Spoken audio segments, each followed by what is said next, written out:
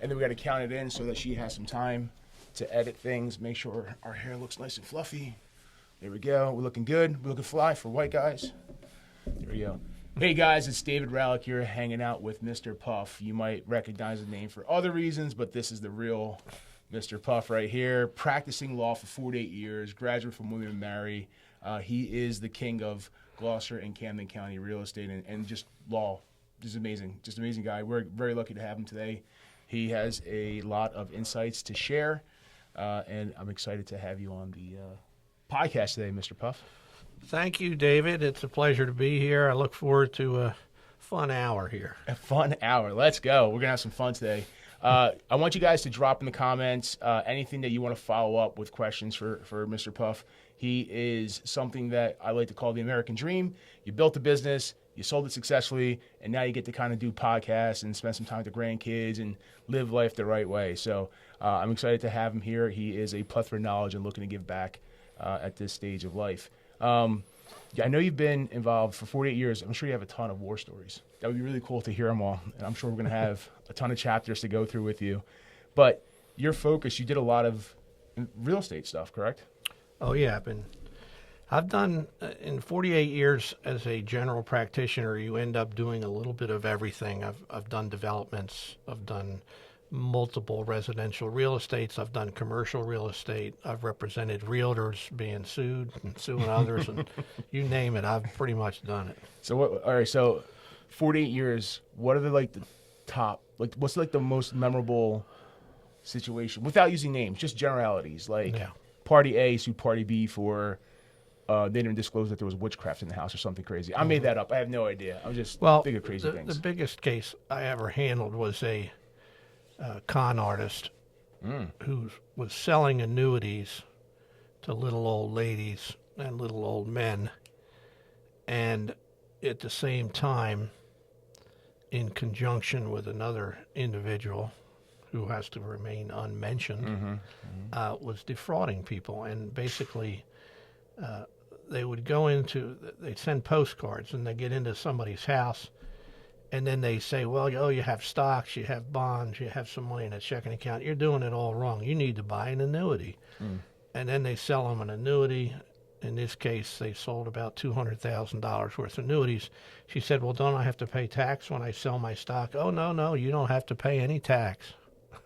Stuff like that. They would say whatever they needed to say to get the annuity sold, never revealing to the individual that they're making an 8 to 10% commission on the sale of the annuity. So if you sell a $100,000 annuity, at the top end, you're making 8 to 10% from the annuity company.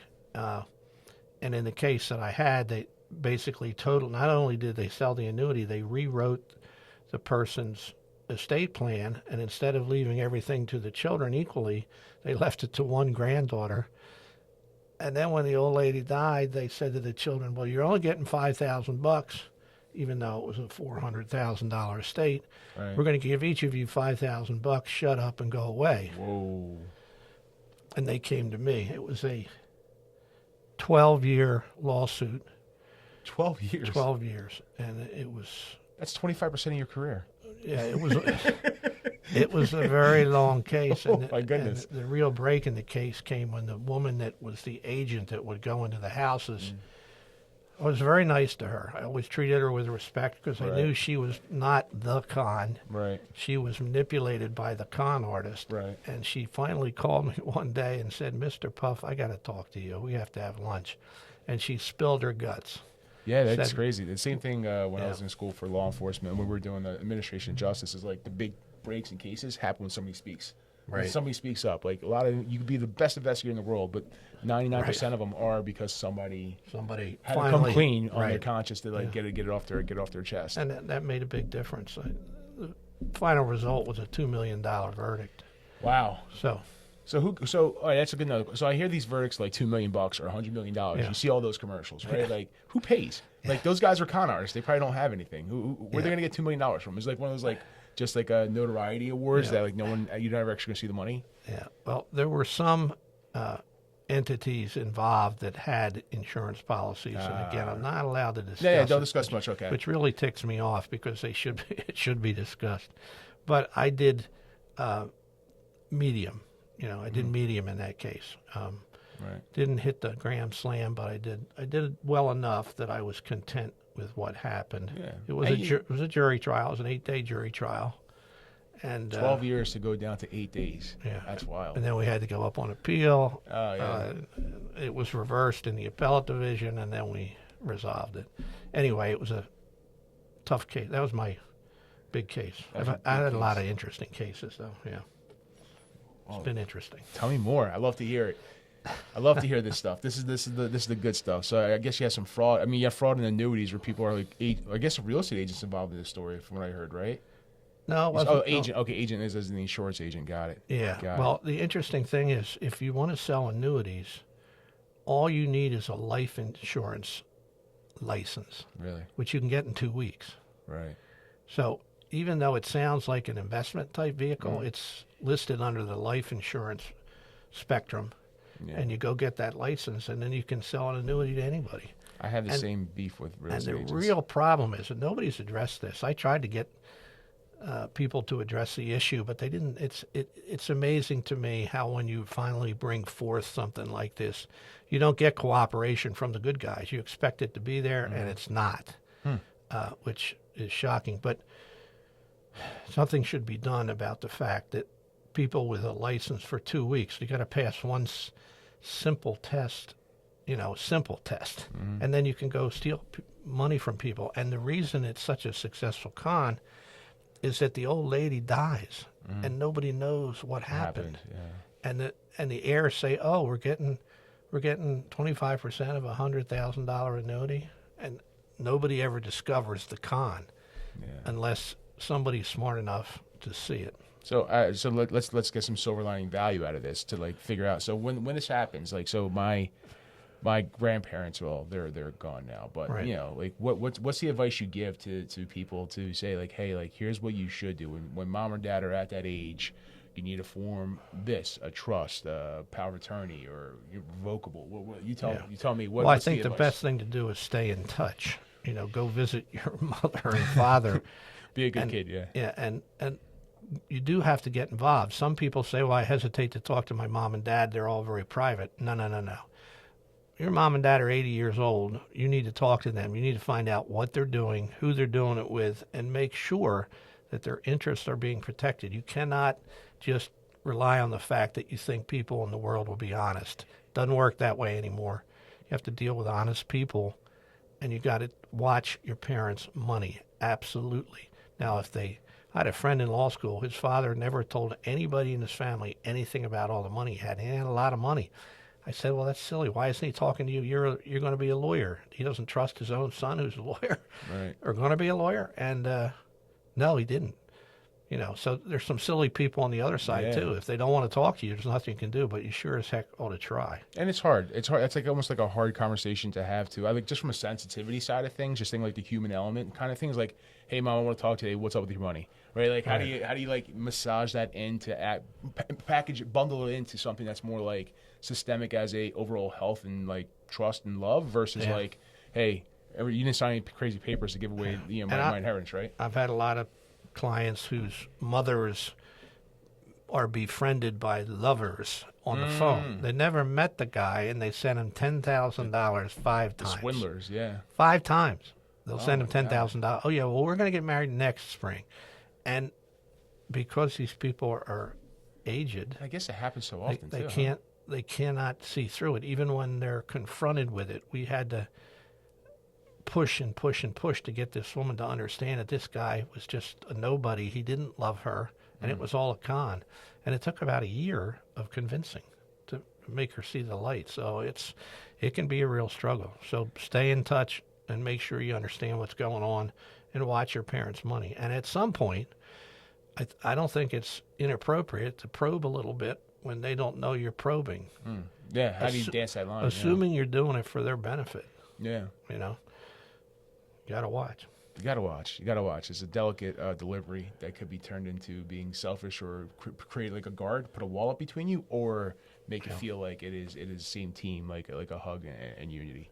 That's a rough one. Good luck with that, you guys. Don't want to do that. So speaking of fraud, this is a good segue because we talk about a lot of fraud. in the real estate world with all your transactions, what are some of the fraud and real estate deals that you see that's a common trend that most people, or even professionals for that matter, because speaking about the barrier license to be a real estate agent, 75 hours and 2 weeks in a test. And all of a sudden you're tasked with having someone spend the most amount of money, most people in their lifetime will be on a piece of real estate, majority of the world, right? So then you're, 75 hours, you take a test. The barrier entry, I think, needs to go up. I think everyone should have a broker's license at some level to get to that level of expertise.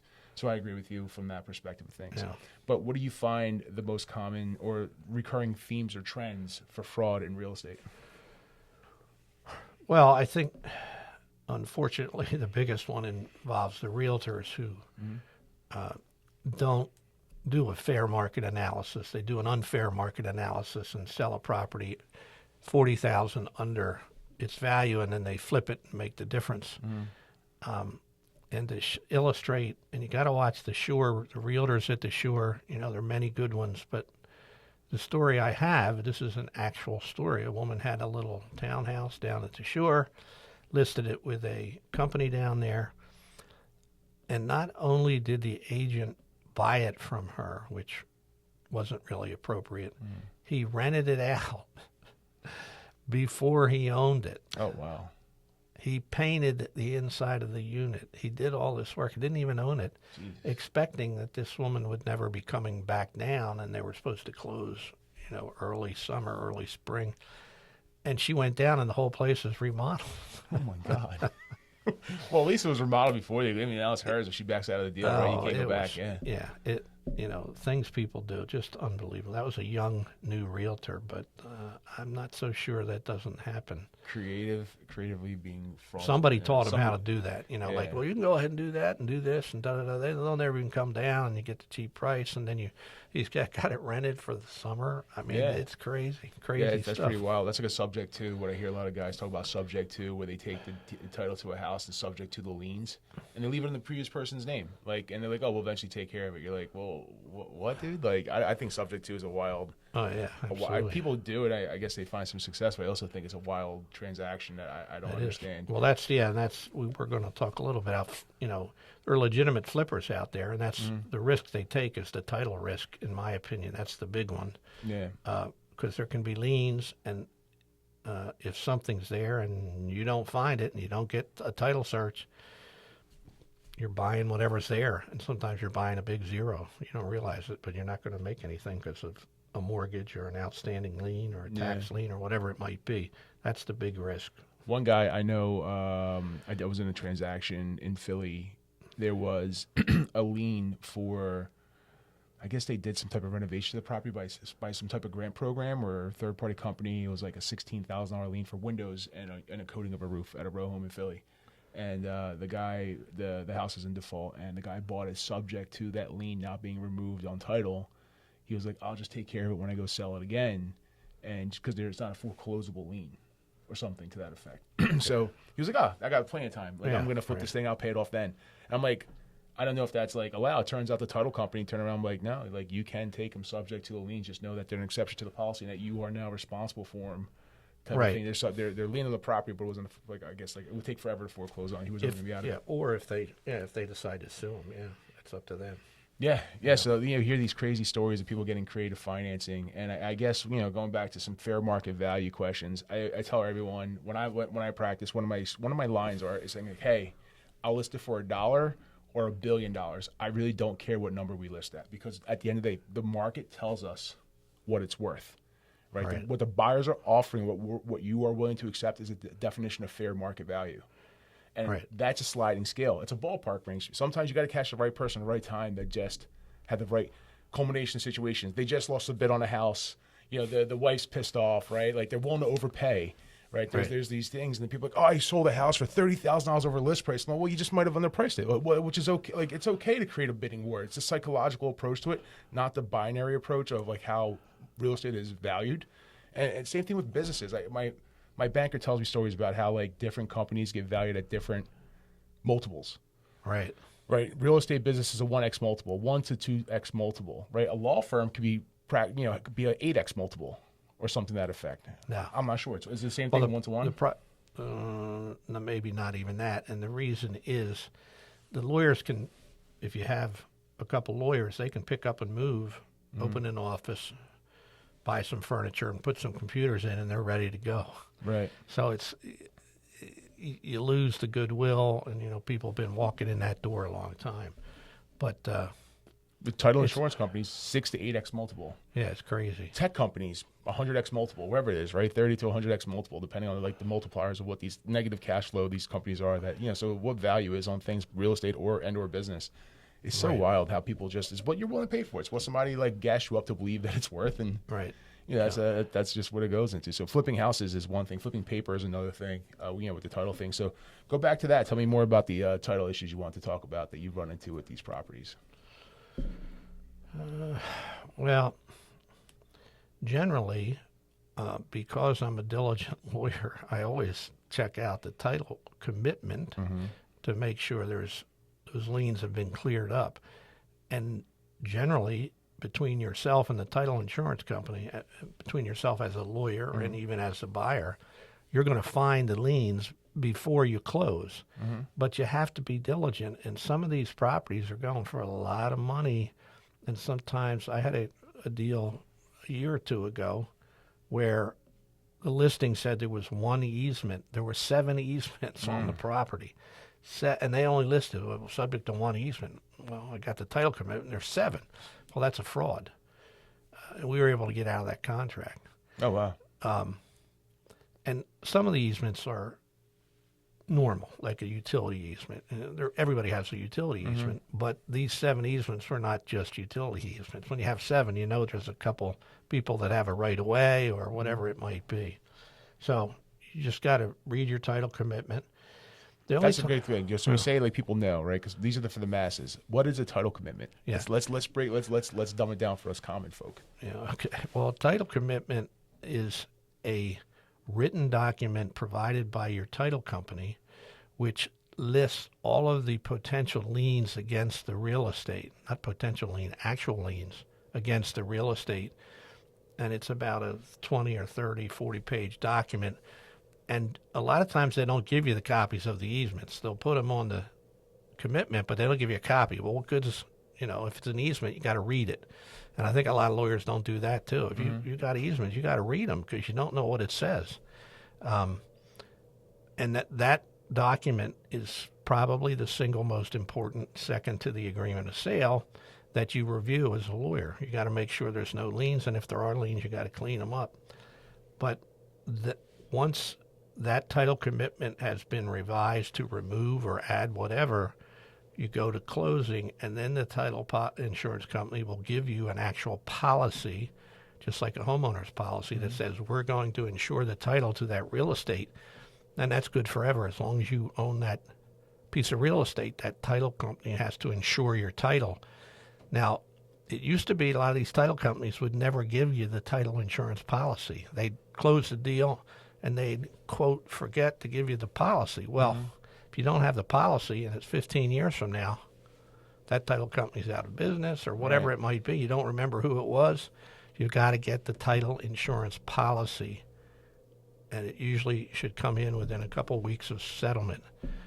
But you got to follow up on that. A diligent lawyer would do that. Yeah. So my wife's title company would, when they get the recorded document back, not just the one that they recorded, it's like stamped with it. They package the original with a copy of the recording sheet, and your copy of your policy gets shipped out to you via mail. Yeah. What happens after it leaves the mail? Who knows, right? So we've gotten those, those things sometimes, and it sucks because it's the original that you mailed out, right? Like the title companies are much better with that now. When I first started, you had to follow up 4 or 5 times before you'd finally get the policy. Yeah. But the good news is that we run into this when people are like, "Hey, we need an indemnification for something that's on the policy that they should have cleared from before. We got to figure it out." You go through, like, there's only a handful of, like, the major insurers, right? Like, there's a lot of insurers out there, but there's, like, 7 of them that are, like, booked, I think, like, 97% of the business in the country historically. So it's, like, Chicago, Old Republic, First American, what's the other one? Stewart, right? There's a lot of those big boys that you just, like, reach out 9.99 out of 10 times when we've run into that. I hear the stories that, like, no, we went through the email list, and finally, like, one popped and said, yeah, that's ours. Right, to find it. So, working with a good title company can help you. Yeah, and it's just, they don't pay a lot of claims either. It's interesting. The title companies are Well, I guess I'm not a fair. Judge of character on that one. Yeah, but I don't see them paying a lot of claims, and a lot of times when there's a legitimate claim, they fight like hell. They don't want to pay it. They don't. Like a car accident. If you're really seriously injured, they're going to tender the policy. With title insurance companies, they are not going to just lay down. I had a case. So Barry went. He's a good lawyer, nice guy, and I settled or won that case against him. He said, Jeff, that's the first time that anybody won a case against this title company. Maybe it wasn't either a title company or a real estate company. I can't remember which it was. Right. But it was a fight, and so your title company should. If there's a problem, they ought to pay. I mean, my gosh, we all if you're in the title business, you're making big money. They make a lot of money. Yeah, no, they do well. But it's a volume game. It's not like a one. So the problem with title companies I find is that it's a linear one transaction. Like there's no cycle back to it. There's no renewals. There's nothing like it's once one and done, and then you got to hope that they eventually come back to you, right. And have strong relationships with other professionals out there. And title companies do a great job. I'm not bemoaning. Yeah. I mean, the service they provide to the public is excellent, and they overall do an excellent job. I know it's an insurance premium to protect against things, which is its job, but it's also a facilitator that I think people don't focus on with title companies. Like it's weird doing like a cash transaction with someone.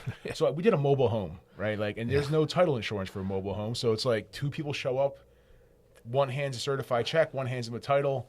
And that's the bill of sale title thing, and like that's it. You're like, that's it. Like this is over, right? So, right. Well, you got to adjust some things too, right? Maybe the utility bill or the rent bill or all those things that might pop up. Yeah. And if you don't adjust them, that's okay as long as everybody's happy. Yeah. So it's just weird, that just having. I think title companies offer they give you like a blanket, like a warm hug almost to say it's gonna be okay. Like we're gonna take you through. Yeah, and they do the numbers. The numbers. Oh God, prorations and stuff like that. If we had to do the numbers, I could imagine like doing it before computers, like with an abacus or something. How they used to do it back in the day. The people that do those HUD sheets, have all the admiration in the world for them, and they bang them out. Boom, boom, boom. And it's cool when I work with investors.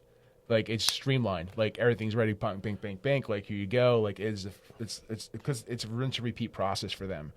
But then you have the private person, right? That's going through their first purchase, or that's where I think a lawyer comes in handy sometimes, or having a really good real estate agent along with a lawyer can really help with that stuff. So how do you help people out when you're working with investors that are new and or kind of seasoned but would like to have an attorney involved? What is your feedback on that in your expertise?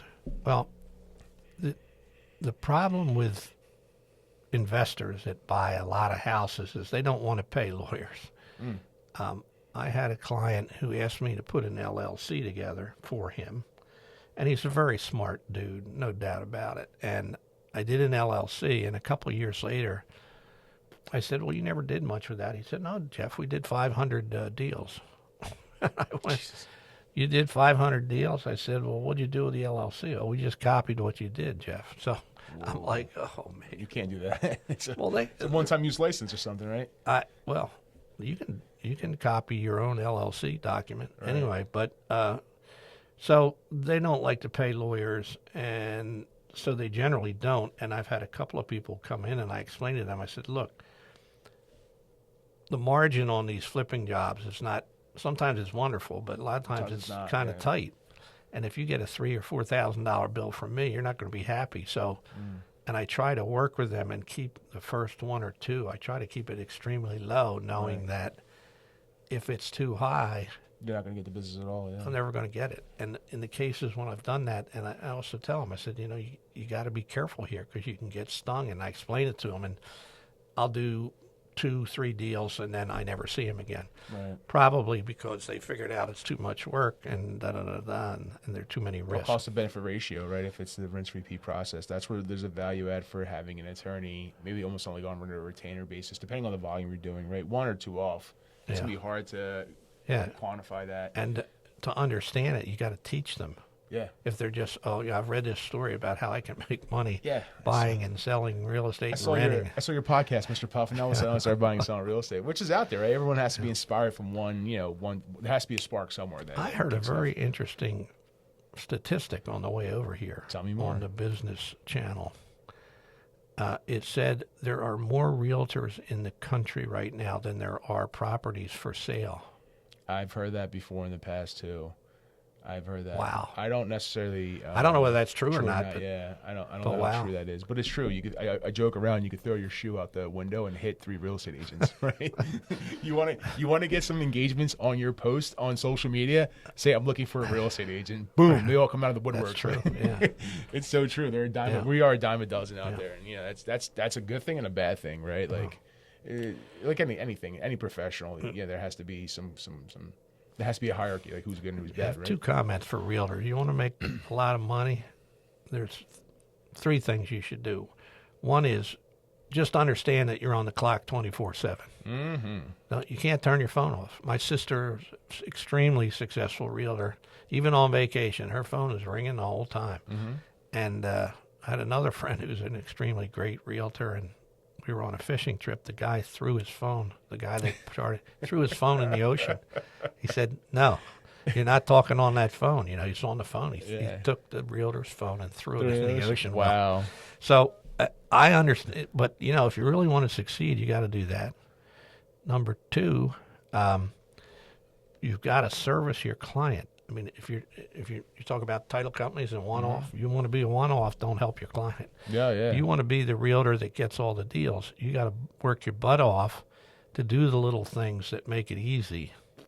Yeah. And number 3, I always advise people, and I had a realtor that I used almost exclusively for 20 years. She must have gotten. I don't know. You tell me. I do a lot of estate work. Estates have real estate. Yeah. I don't know how many listings she got from me. 400 probably. I don't know in my firm. But man, she worked her butt off. I didn't have to do a thing on those real estate deals because I knew that she would take care of it. And as a busy lawyer, I don't have time to do all that stuff. And I knew if I gave her that deal, everything was going to get done timely. She was going to pay attention. And I tell people, I said, hey, I use her because she's phenomenal. I said, I don't, so it's a two-way street. Find yourself a good lawyer who's got a lot of clients. That's right. But how do you, there you go. That's teaching some young real estate agents, some up and coming. How do you find that? Take them out to lunch. I tell people, you got to spend money to make money. Right. Take some lawyers out to lunch. All you do is hook one young lawyer that's going to be great. And so just call law firms. Like, hey, you're busy. You want to grab lunch? Go to the chamber, do whatever. Take them to lunch. You got to spend money to make money. I don't know who the hell said that, but it's so very true. I feel it's a Buffett thing that he would have said, but I could be wrong. Yeah. It's unknown, like dash unknown. I might research that.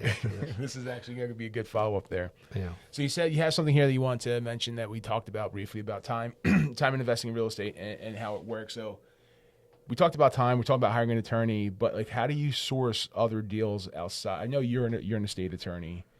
Right. What other places do you think might be a good place for people like real estate agents, attorneys, landscapers, mailmen, plumbers, right? Like contractor trade. Who do you think people should connect with in order to, if they want to get their real estate investing business amplified? Who are some good sphere of influence centers that you recommend young real estate investors reach out to? Back to that 24/7. Interesting story. When I first started, I went to one of these luncheons, where they bring all the people in to network. Mm-hmm.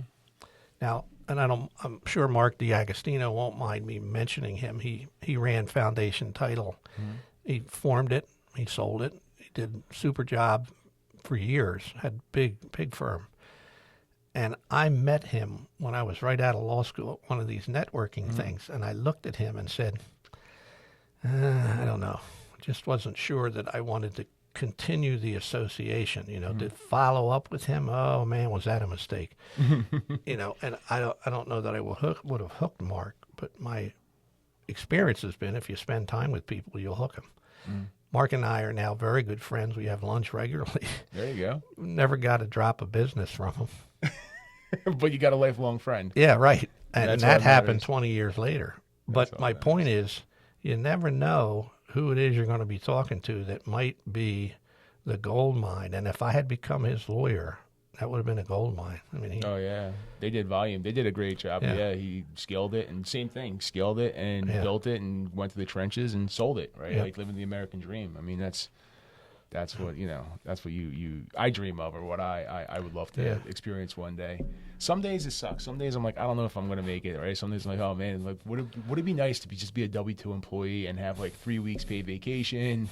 Right, like 9 to 5, punch the clock, call that's it a day. not you, Dave. That's I know not it's you, not brother. me, but you can fantasize about it for a little bit sometimes. I've been dreaming about it. I'm like, oh man, could you imagine? I just like had a month off and got a fat paycheck, and Yeah, well, as a realtor, you don't get them off. you don't get them off. That's what I'm saying. Like, yeah, 7 days a week. Like, people are like, you're answering that. I'm like, well, what do you want me to do? If I have my phone next to me, of course I'm going to answer. Right? This is a service business. Like, this is how we go the extra mile. It delineates you from someone else. Now, you can burn out. Right? You have to have some type of boundaries at some point. Like, if it's like at 2 o'clock in the morning, I'm not replying. Yeah. But there is this cool feature, schedule send on your phone, where I can reply to the text I see and reply at 8 a.m. 9 a.m. the next morning and schedule the send out for the text message. So this way I replied in a timely fashion, but not like inappropriate times as well. Well, my sister sells real estate in Telluride, and the average sale price there is over $2 million. That'll motivate you. She's been making a lot of money working in a gold mine. So Telluride is not the car. He's talking about Colorado, a ski town in Colorado, just so right. everyone knows. He's not talking about IKEA. He's talking about an actual town that's like $2 million. She's in her 70s, and she's still working her butt off. She can't, that's just the way it is. I genuinely enjoy it, though. I love looking at houses. I love like the art of the deal, right? Trying to go through all this stuff and figure out how to negotiate and what's like what. Oh, it's fun. It's exciting. It's exhilarating. And then you're selling $1 million real estate. You're making a lot of money. Yeah. You're earning a nice paycheck. The problem is $1 million real estate is not that easy to come by in this area, right? Like they're out there, but not nearly. No. It's not Telluride. It's not California, where the average, it's not New York, right? Haddonfield, Cherry Hill, Right. some of the. Yeah, but even that Hill. stuff, you like Cherry Hill, you're 500,000 ish, right? Yeah. Haddonfield, you're 800 to 1.2 typically. You're like they're out, but that's still a really nice pay. I'm not complaining, right? Great sales price. It's not like we're in like selling 40,000. The average. That was the other thing I heard on the way here. The average sale price is 400 plus. Mm-hmm. It's true. Yeah. And the market is shifting. I feel like a little bit though. Lately, I've been noticing days on market rising. I've been noticing a lot of transactions falling through. With mortgage qualifications and or like inspections, that they're just starting to become like little bully pulpit tactics with each other. Seller still thinks it's a hot market. Buyers like F you, like I will fight tooth and nail over an outlet plate cover that's cracked. And you're like, oh, here we go. I'll just pay the $1. I'll swap. Like, we don't need to fight, guys. I'll swap that out. I swear to God. I'm like, how much money did we just spend in emails fighting with each other? If we were getting paid by the hour, over a $3 repair, I'm like, guys, can we just I'm good, we got it. Like, I feel like this should be the IRS rule. Like anything under $5 now, they don't send you the bill anymore because it was worth ridiculous. It was costing more than $5 to send out the letter to tell you owed 3 cents. I got one time for 3 cents from the IRS. They're like, you owed 3 cents. I'm like, okay, like no problem. Like here's your 3 cent check and here's my 42-cent postage stamp back then. You guys, that's what they were looking for. That stamp. They wanted to sell another stamp. No, so you are now retired. You did it. And what do you want to do next? What's Mr. Puff's next big chapter? Well, I'm thinking about doing a podcast like you're doing right here, and that's really what I'm thinking about doing. I've got a number of real estate properties that I own that are taking a fair amount of time to manage. Interestingly enough, when I was a lawyer, I had 7 paralegals doing stuff and helping me. 7 paralegals, that's a lot of assistance, yeah. And when I retired, it's like, now I got to do all this. I've used more paper clips in the last 9 months than I used in my whole legal career because I never had to do that. Just putting stuff together, scanning it in. So it's funny you say paper clips because I heard this in the title company. They don't use staplers there. Yeah, right. They use paper clips. And is that true for lawyers as well, I guess? Yeah, well, then you don't have to take it apart. Don't take it apart. See that, guys? Yeah. Paper clips are more valuable. So I'm gonna go meet young new lawyers to build my sphere of influence and bring a box of paper clips.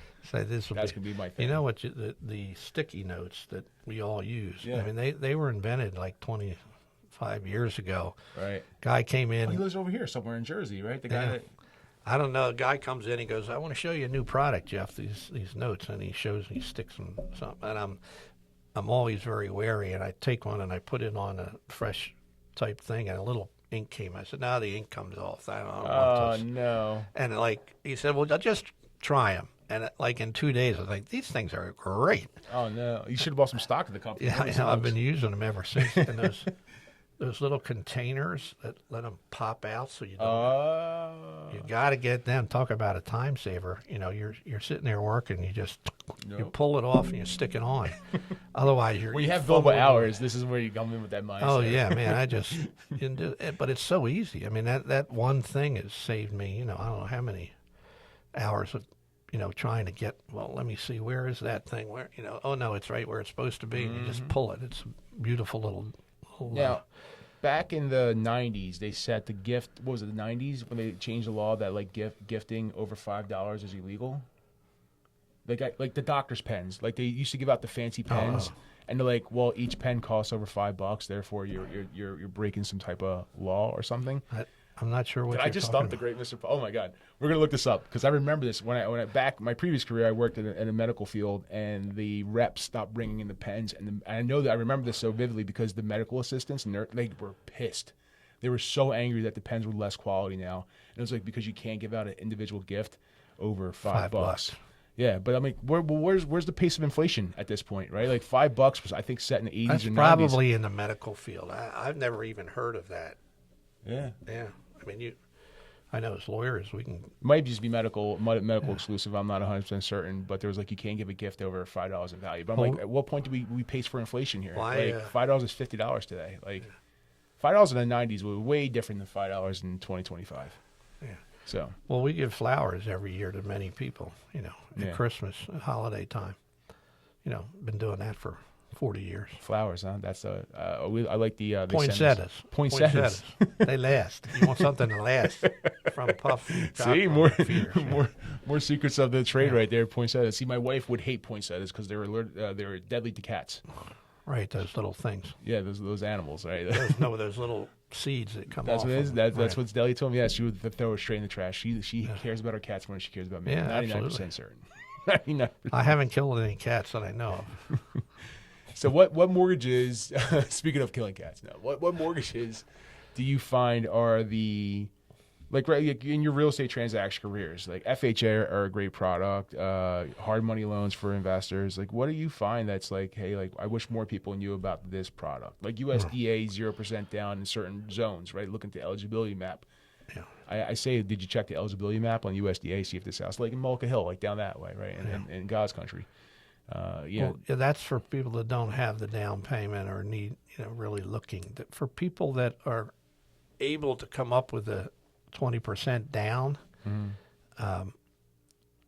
first of all, that's a good thing to do. When you're paying mortgage insurance, you're just pissing away that money. I mean, so if you can come up with that 20% down, you should do it. If you're investor type, maybe you don't want to do that because you don't want to tie up your capital. Cash, yeah. So there's nothing wrong with doing it either way. It's just that if you're an ordinary citizen and you have $40,000 and you're buying a $200,000 house, put it down. And if you find a $200,000 house, that is.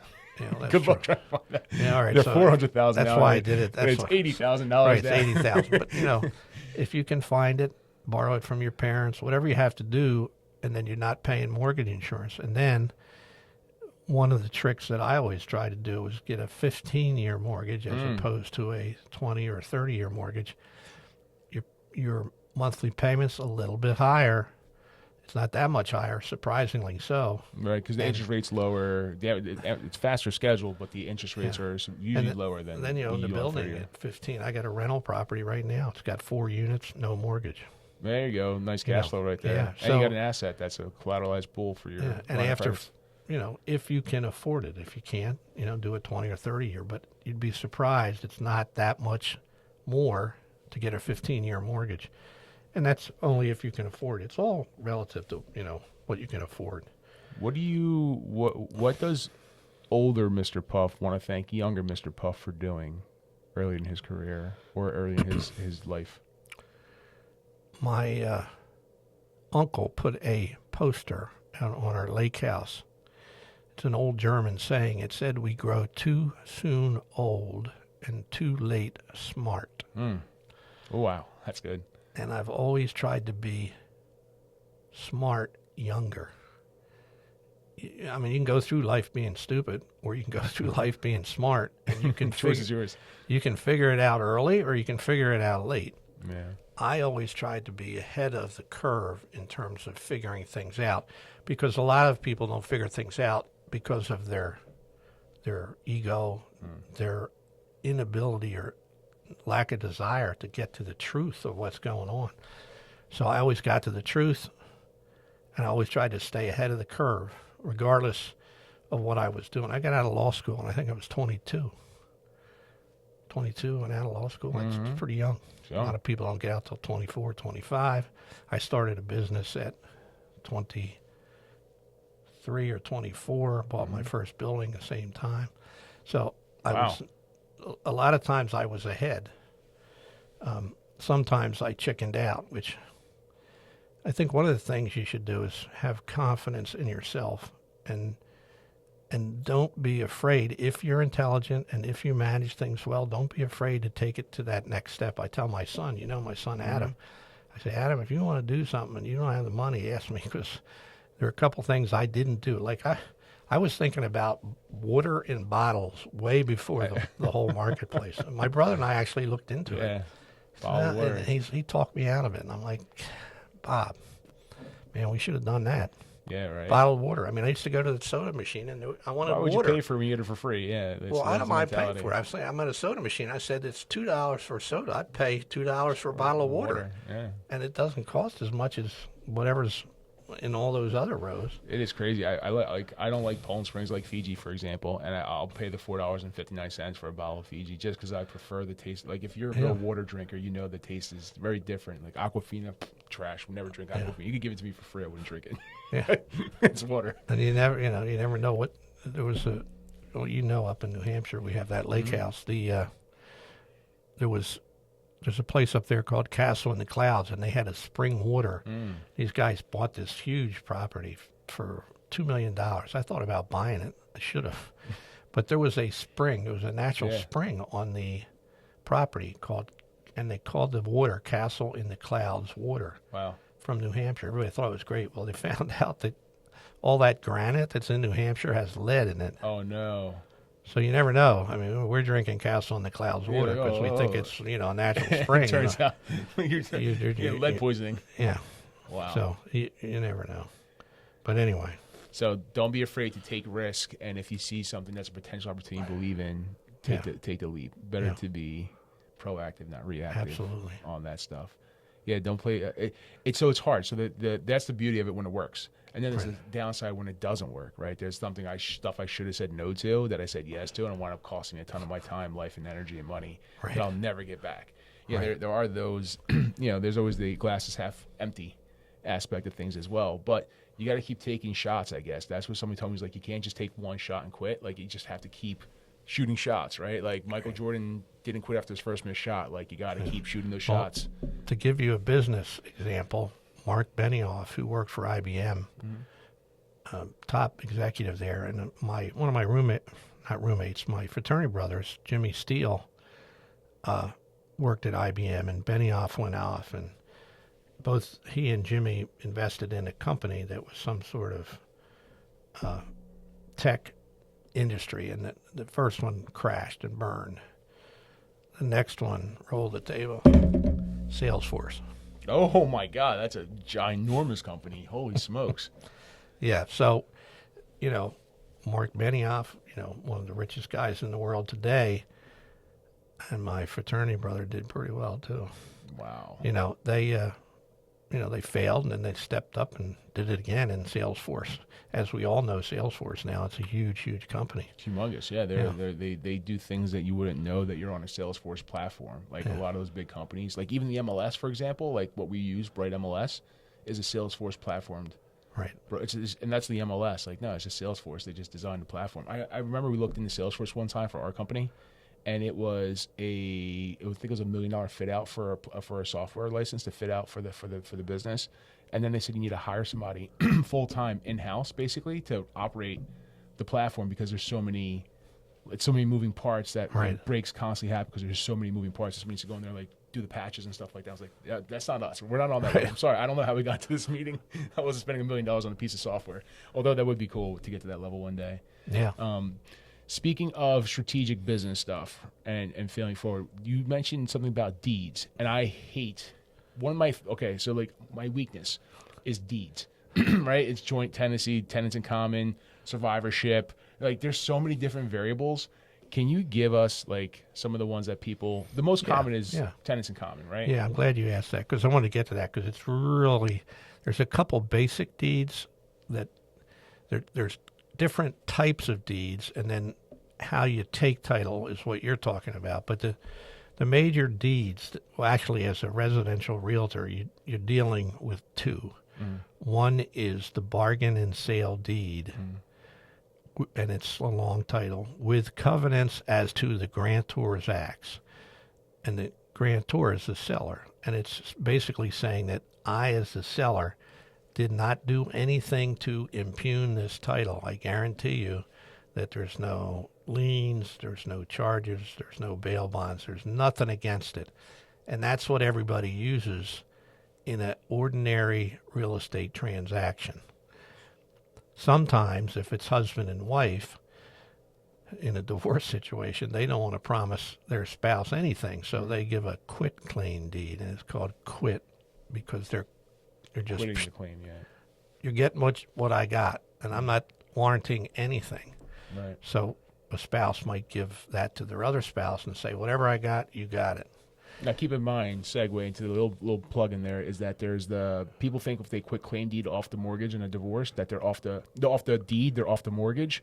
Like they're not. That's not the same thing. You're not off the mortgage. People are like, well, now I got to refi the house to get my name off for her to have the house. I'm like, who told you that once you sign the deed over, you're done? Like, you're still on the hook for the mortgage. Right. Anyway, we had a foreclosure that came in because the guy didn't know. Now, there are other types of deeds like a plain warranty.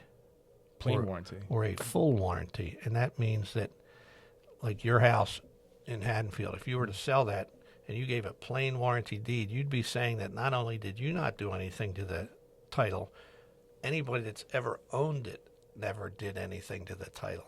So bargain and sale is only for the original owner then? Yeah. Okay. That's why you never give a plain warranty deed or a full warranty deed. Now, there was a lawyer down at the shore who was doing plain or full warranty deeds. And I had a client that bought one, and he gave us one. I'm thinking, you're committing malpractice every deed on this development. So after he gave us ours, I called him up. I said, you realize that you're given a full warranty deed when you only have to give a bargain and sale deed with covenants as to the seller or grantor's acts. He goes, what are you talking about? And so I had to explain it to him. He switched real quickly. That's the title company's job.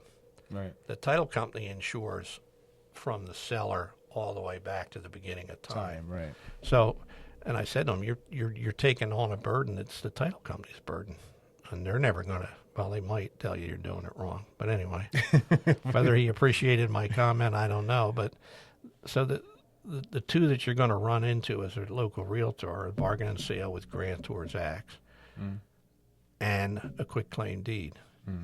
In terms of labeling what and how people take the deed title, you say that's a little confusing.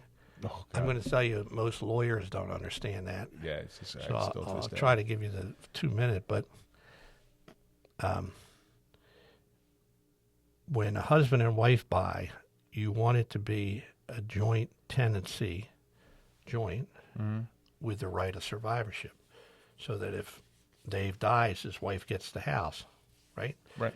So that's that. Now, you can take it as tenants in common, and it sort of explains itself. In common means you each own half of it. Okay? So that if you die, your half doesn't go to your wife, it goes by your will. So that there's a distinction with a difference there. And I used to have to, and even right now I'm hesitating a little bit. I think I got it right. But there are some machinations to those types of differences that you have to be careful with. And a lot of lawyers just let their paralegals prepare their deeds. But I always check, depending upon what the circumstance is. A lot of times I have to call the buyer and say, look, do you want it right of survivorship or not? Yeah. And if you're not sure what you're saying, write it and just use more language. Don't be afraid to make a deed longer. People, when I do a recital on a deed, I give the title examiner as much information as I can, because otherwise they don't know what the hell's going on. So when would a right of survivorship, if you're married, not be applicable? I guess maybe like a second or third wife, and you want to leave it to your kids and not to the new wife, right? Like or you both have kids and they want to leave it half and half to the house. Yeah.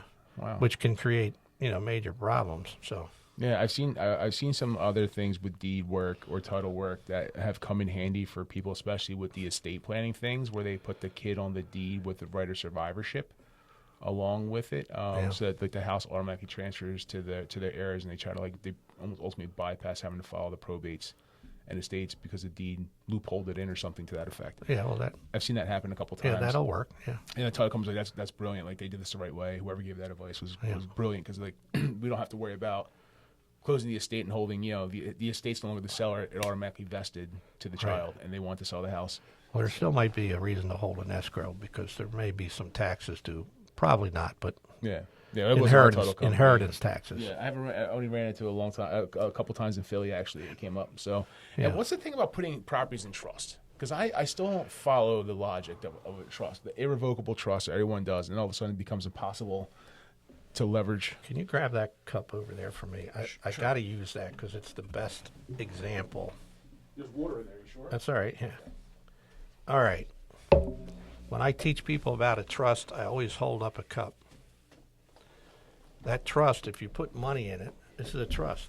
You put the money in it. You put the real estate in it. Whatever you want to put, you put it in the cup. That's all you're doing. You're putting it in a cup, so it's held in a different location. And that trust can be one of 100 different types of trust. And they're all the same. They all are a cup holding assets, but they're all labeled differently. So in New Jersey, 90, maybe even 95, maybe even 98% of the public do not need to put anything in trust. Here's what happens is lawyers want to make more money when they're doing estate planning. This is my opinion. And they sell trust, revocable trust. You can put everything in trust. Well, why would you do that? Why do you want to make things in your life more complicated? I've probably closed 1,000 estates in 43 years, okay? And whether it's in trust or not, you still got to do another deed. If you put stuff in a trust, you have to make sure you're supposed to file maybe a tax return. It depends. If there, I don't know what else is in your trust. But my experience has been in that big case that I had, I believe there was a revocable trust involved in that case. There's no need for it. I mean, unless the exemption, the federal death tax exemption right now is $15 million. And if you're a husband and wife, it's $30 million. So how many people in South Jersey have over $30 million? 1 or 2%, okay? Yeah, very low. So you're not paying a death tax. If you leave everything to your children, there's no inheritance tax. So there's no tax. So why bother putting it in a trust? Usually you're doing it in Florida or California or some other states where it does make sense to do it because probate is so expensive. I heard that about Florida. Like, go live in Florida, but don't die in Florida, was the advice I've gotten from a couple of people. Like, go live there. It's great to live. It's low taxes. I just had it. But don't die. I spoke to somebody last night, an old high school friend who wants me to put her deeds in New Jersey in her Florida trust. And I'm thinking, well, somebody, maybe it makes sense here. So we're going to look at that. But generally speaking, if you're a New Jersey resident, you do not need a revocable trust. And even Susie, what's her name on TV? She talks about irrevocable trust. You don't need one. Just do a simple will. I leave everything to my wife, and if not, to my children. Now, I do create a trust for the children because if they're under 18, they can't take title. So you create a testamentary trust.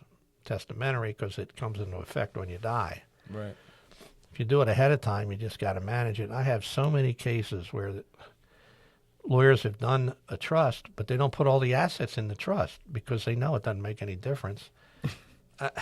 And then you can't. So like you can't even, from what I remember hearing, like even if I put my house in a trust and I own it free and clear, like I couldn't mortgage that property because they won't lend on a trust. I'd have to pull it out of the trust and then retitle it and then pull. Like it just creates more work. That's right. Exactly.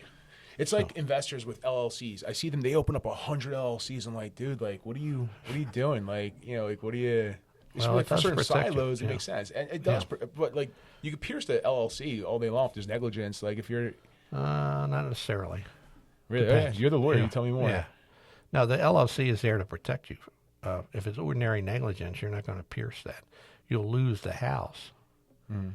But if you have 40 houses, you're only going to lose that house. Now, if you're the manager of the LLC, actively managing it, and you do something stupid as a manager, then you can get hit individually because individually as a manager, you goofed up.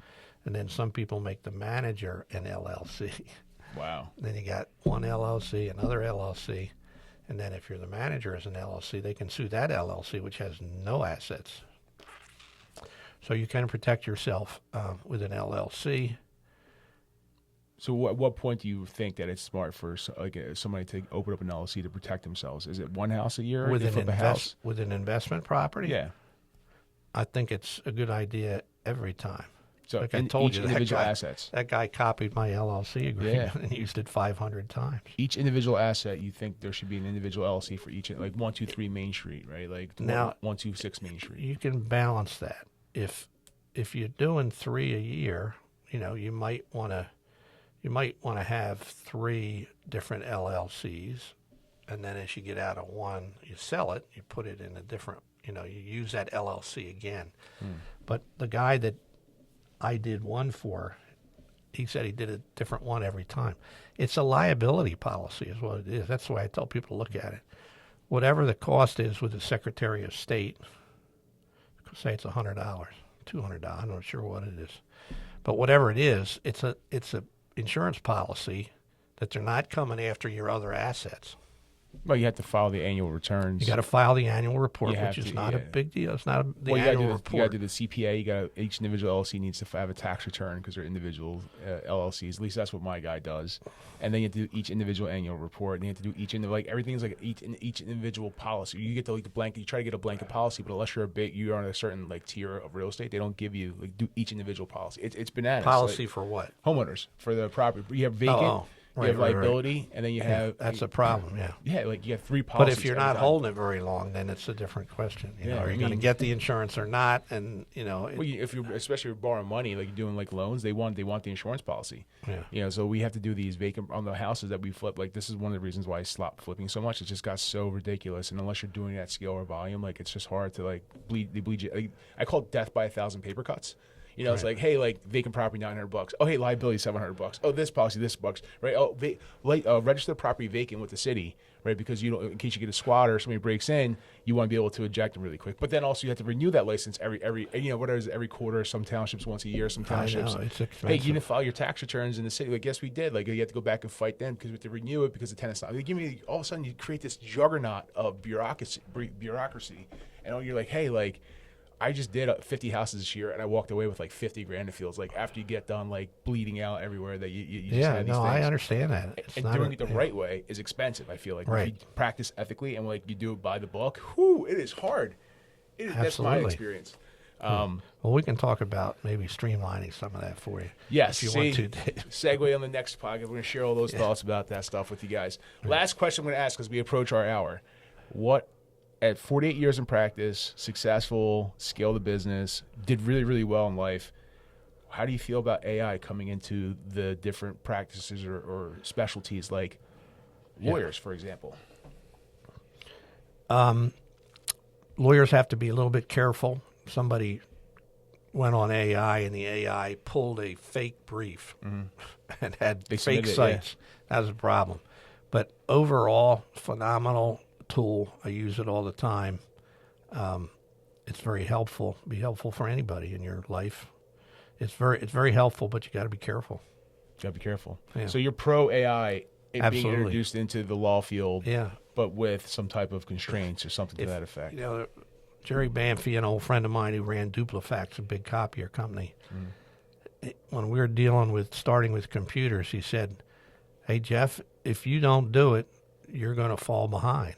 You know, I mean, he pushed me to step into the computer world big time, which I did early again. Early adopter, yeah. We grow too soon old and too late smart. I mean, all he did was say it, and bang, I was out buying new computers, setting everything up, and I've always been big on computers and technology, and you got to stay with it or you're going to fall behind. There's a lawyer that I know, good friend, he still doesn't have an email address. How you could possibly, he's my age. Is he like success? Like, He's done okay. He's done okay without an email address. Yeah, he has. See, so it does work sometimes. Well, Sometimes his firm has it an works. email, but I'm trying to invite him to lunch, and I got to go through his firm's email. It's a pain in the neck. So but stay with it or fall behind. All right, what I would there say. You go. You heard it here first, guys. 40 years in practice, and he's pro AI. Because I've heard other people, the antithesis, right? Like, oh God, it's the end of the world. Like they don't know what they're doing. They're gonna kill society. Right? Yeah. I really appreciate your time today, Mr. Puff. Thank you so much. My pleasure. I'm excited for your show to launch, and I hope to get some more insights and learn a lot from you. That 48 years that's locked up in that. Glad to come back anytime. Anytime. All right, guys. All right. Thank you for joining us. Please like, follow, and share. Comment in the section if you saw any value to this podcast. We really appreciate you being there. Catch you guys on the next one. And then you're supposed to pause for them. You give her 3 seconds. Typically, when you do this stuff, you want to give a